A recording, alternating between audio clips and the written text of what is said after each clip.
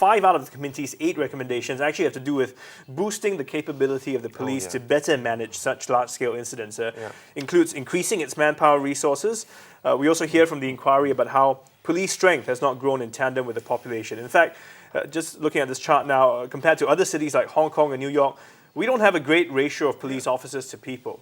So is it sustainable to keep growing the police force as our population increases, or should we be looking at alternative methods to deal with these needs? You had said just now that we had 40 years of relative peace and stability. I think that's something we want to celebrate. I don't think we want to celebrate a statistic where we have the most number of policemen to a citizen. So I think the point is really that we had peace and stability, we scaled back to more community policing, and that community policing now needs to be more culturally sensitive, and especially in the areas that... But if we had more police, we perhaps would have managed the situation differently. Well, I think the emphasis is on quality of police and not quantity either in the report. Yeah, and I think if you look at the, I actually think one of Singapore's achievements is actually having a relatively good law and order record without having, too many police out and about. That's right. And I agree with Gillian, I don't think that's something we should give up. But if you look at the committee's recommendations, actually a lot of that relate to more effective policing, improving communication capabilities. Where they talk about increasing manpower, it's with SOC. But SOC is a relatively small group in the police, so increasing manpower there is not the same as increasing manpower across the whole police force. I think not just that, because the Commissioner of Police himself had said that he needs more manpower resources in Geylang, for instance. Yes. So, and there are certain areas which are hotter in that sense. Yes.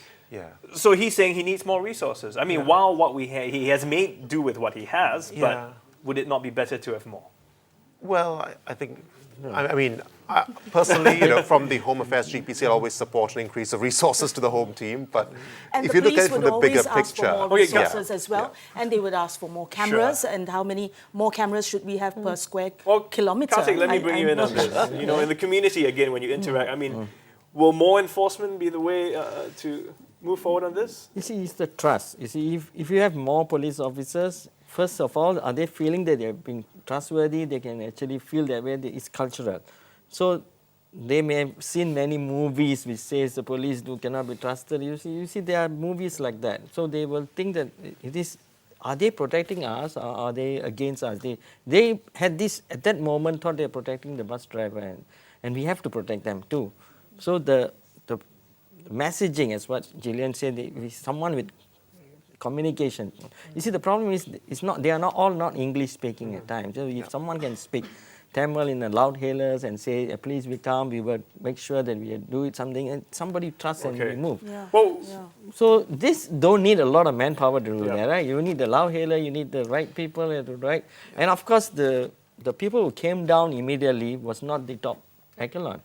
The top people are waiting to get called out because it's Sunday. It's Sunday. So you have to look at all these angles.